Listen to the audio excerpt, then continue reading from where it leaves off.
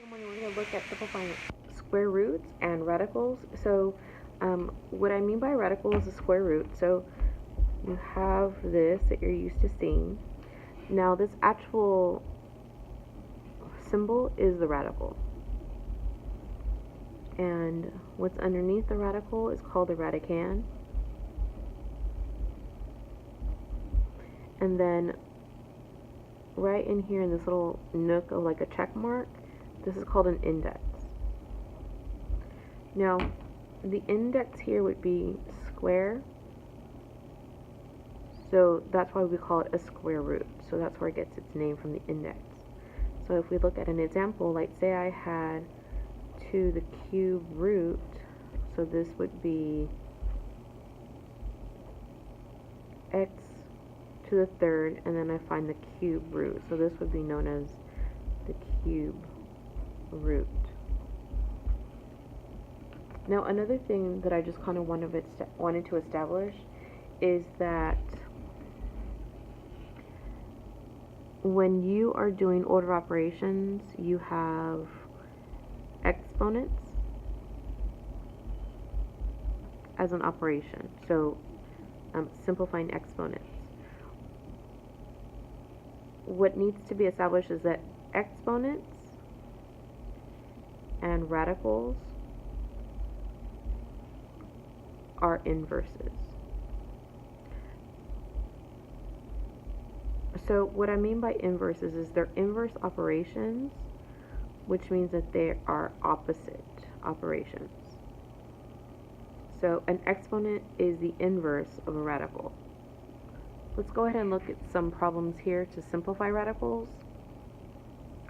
So it's easier to look at with numbers. 2 times, or the square root of 2 times the square root of 98. What I want to go ahead and do is look for all the perfect squares. So I'm going to put this, I'm going to place this underneath one large radical, 2 times 98, and then I'm going to factor. So 2 is already prime, so I have 2 and 49, and then I have 7 and 7. I want to pull out every single pair that I have, so I have a pair of 2's and I have a pair of 7's, which means that my solution will be 2 times 7 equaling 14.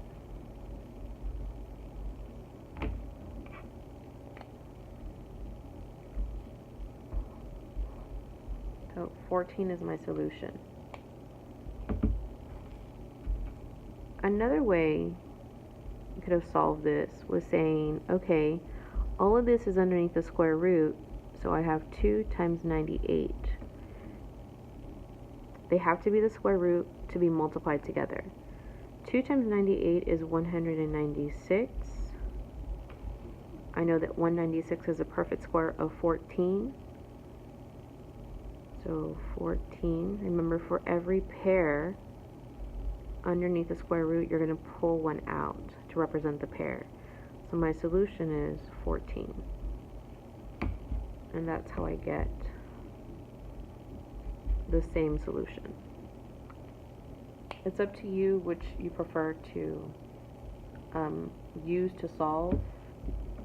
I like to use the second one. Let's look at B. I'm going to rearrange this based on the commutative properties. So I'm going to say 3y times 12. So that's 3 times 12 times y. If I continue to simplify underneath the square root, 3 times 12 is 36, and then I have y. I can go back to separating them, so I can say the square root of 36 multiplied by the square root of y. This is a perfect square, is going to be 6 square root of y.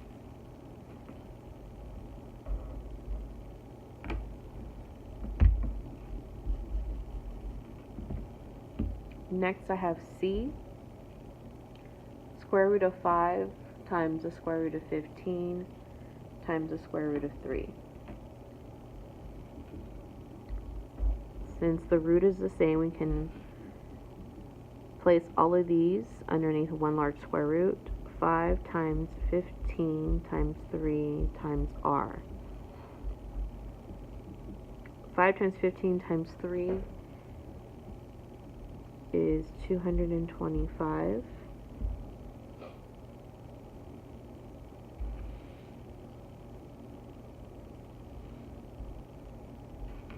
R. I know that 225 is a perfect square on its own. I'm going to separate it with the r. Because I only have one r, it's not a perfect square, so it's going to stay underneath the square root. 225 equals 15, and then I bring down the square root. So my solution is 15 times radical r, or times the square root of r. Now, we're looking on how to simplify radicals. So what you're going to do is you're going to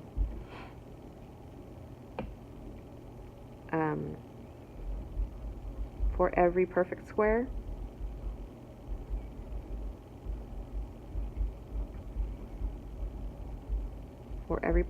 number, you're going to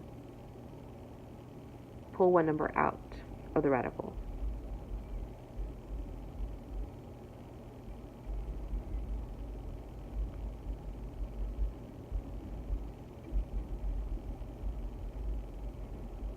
Right?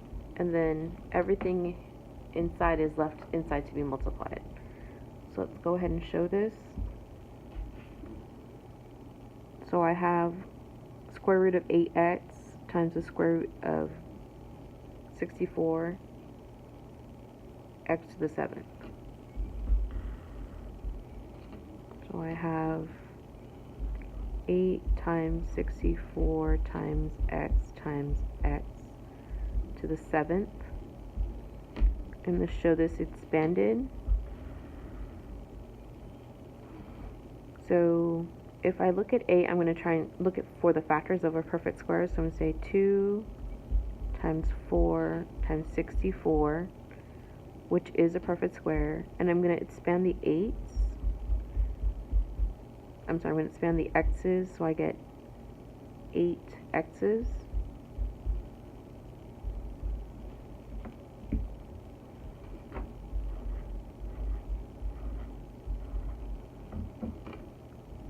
So for every perfect square, pull out one number out of the radical.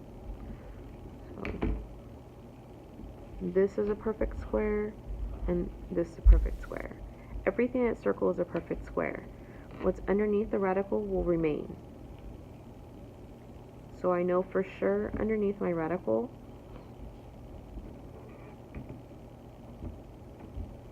I'm going to have the square root of 2.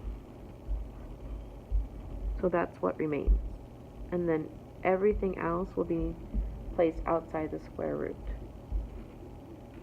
So 4 is a perfect square of 2. The square root of 4 is 2. 64 is a perfect square of 8 squared. So the square root of 64 is 8.